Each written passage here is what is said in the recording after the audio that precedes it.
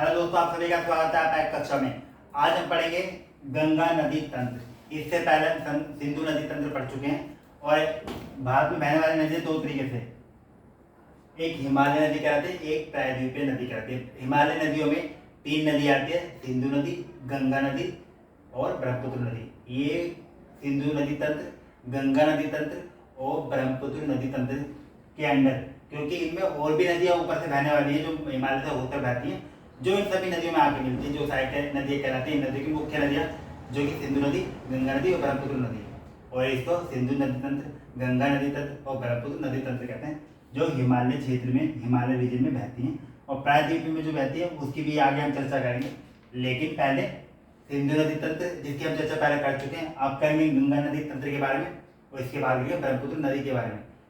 ठीक उसके बाद अगली क्लास में हम प्रायद्वीपीय नदी के बारे में हम जानेंगे। तो आज हम शुरू करते हैं गंगा नदी तंत्र। गंगा नदी तंत्र, गंगा की मुख्य धाराएं। गंगा एक नदी तो गंगा नहीं है, उसमें दो नदियों के संगम से गंगा नदी बनी है।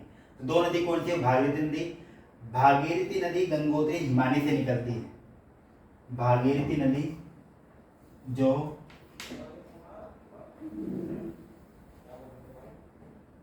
गंगा की मुख्य धारा भागीरथी, भागीरथी, भागीरथी, भागीरथी जो गंगोत्री, गंगोत्री हिमानी से निकलती है, हिमानी से निकलती है, तथा अलकनंदा,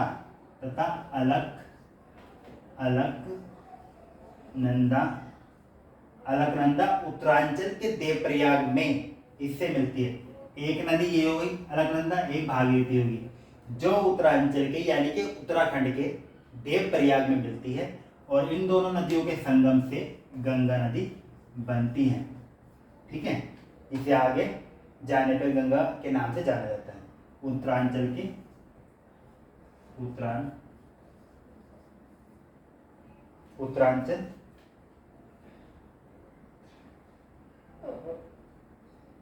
उत्तरांचल के देवप्रयाग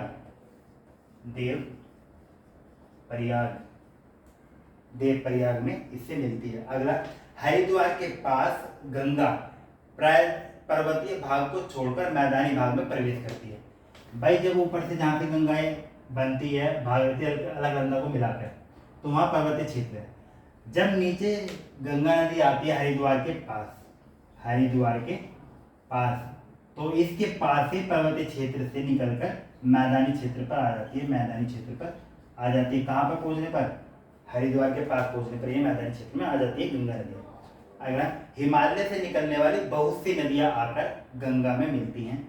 हिमालय से निकलने वाली बहुत सारी नदियाँ गंगा में आके मिलती है। इनमें कुछ प्रमुख नदियाँ हैं, जैसे यमुना नदी, गंडक, घाघरा, कोसी नदी। हमने सबसे पहली क्लास 1 बनाई थी, उसके अंदर मैंने दिया हुआ ज्योग्राफिकल ब्रीफ है सभी नदियों के बारे में। तो इसमें थे यमुना नदी, घाघरा, गंडक, कोसी। दाएं हाथ की तरफ से, दाएं साइड से मिलने वाली सबसे लंबी सहायक नदी जो है वो यमुना नदी है, गंगा नदी की। तो यमुना नदी उसी के पास से निकलती है, उत्तरांचल की यमुनोत्री से यमुना नदी। फिर घाघरा नदी जो नेपाल की तरफ से निकलती आती है, वहीं से गंडक नदी भी आती है, और कोसी नदी बिहार की तरफ से होकर आती है, जो कि गंगा नदी में मिलती है। ठीक है, तो ये कुछ प्रमुख सहायक नदियाँ गंगा नदी की, यमुना, गंडक, घाघरा, कोसी नदी। ठीक है, अगला, यमुना नदी हिमालय के यमुनोत्री हिमानी से निकलती है। अभी मैंने बताया था यमुना नदी जो निकलती है हिमालय के यमुनोत्री हिमानी से निकलती है। हिमालय बोलते हैं बर्फ वाला क्षेत्र। यमुना नदी गंगा के दाहिने किनारे के समानांतर बहती है तथा इलाहाबाद में गंगा में मिल जाती है ना। भाई यहाँ से मान लो मैं मैप पे छोटा रूप बना लेता हूँ।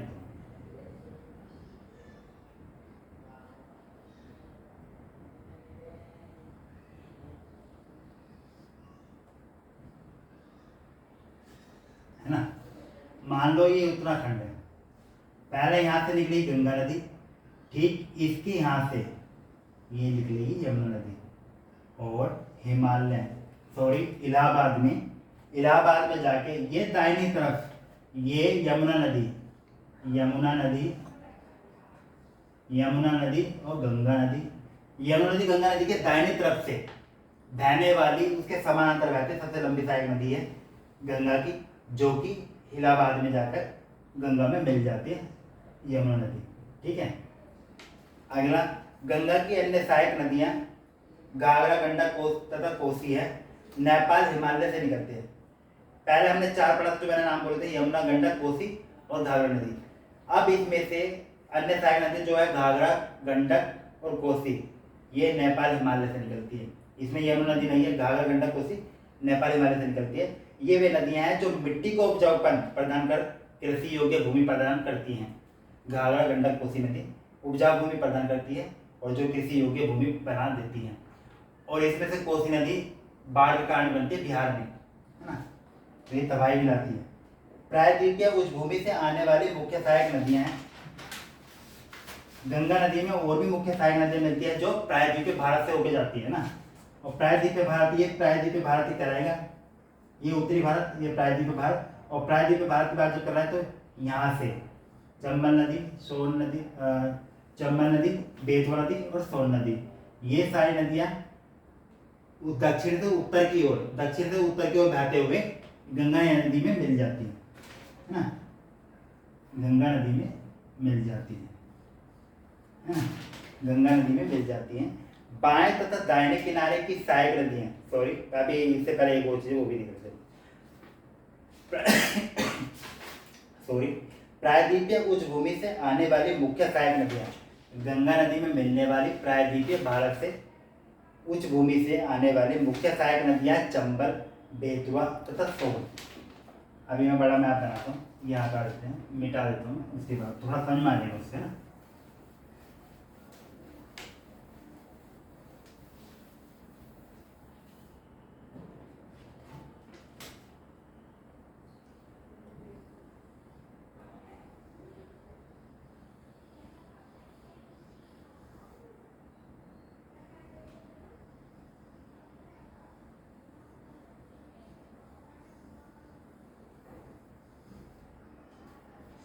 इसमें क्या है, प्रायद्वीपीय उच्च भूमि से ये चंबल, ये बेतवा और ये सोन और ये गंगा नदी है ना, ये अर्धशुष्क क्षेत्र से निकलती है।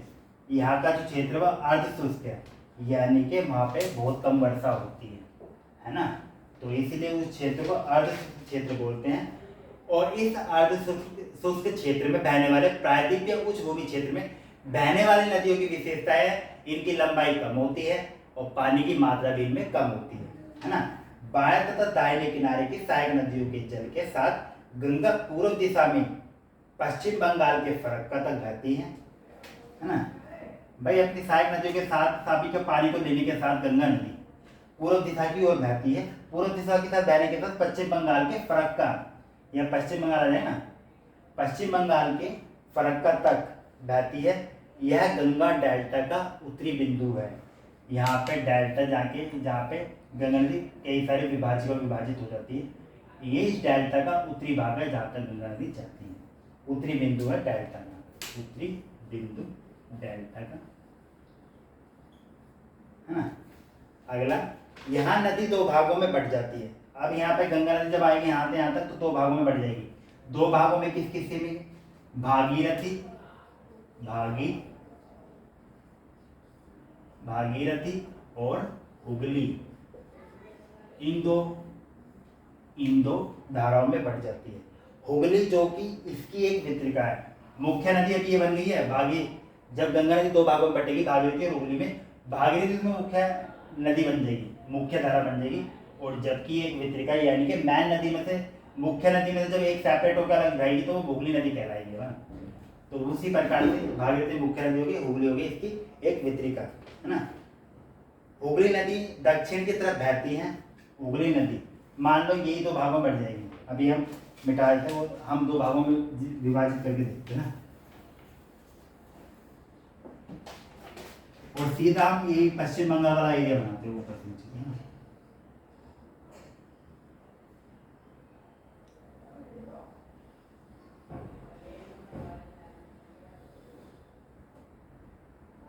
मान लो ये बांग्लादेश वाला एरिया है या अरुणाचल प्रदेश वाला, सॉरी नॉर्थ ईस्ट वाला एरिया अपने भारत का ना, ये मान लो सिक्किम है, ठीक है दोस्तों। ये है पूरा पश्चिम बंगाल वाला एरिया, कुछ यहाँ पे भी। और यहाँ से ये नदी आ रही है गंगा नदी,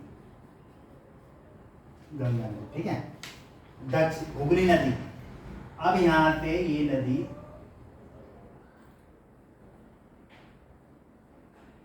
ये है हुगली नदी,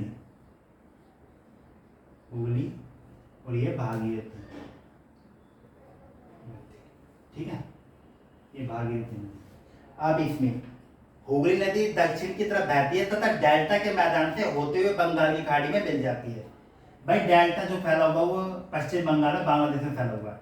हुगली नदी दक्षिण की तरफ होते हुए डेल्टा मैदान से होते हुए बंगाल की खाड़ी में मिल जाती है, और ये बंगाल की खाड़ी है, बंगाल की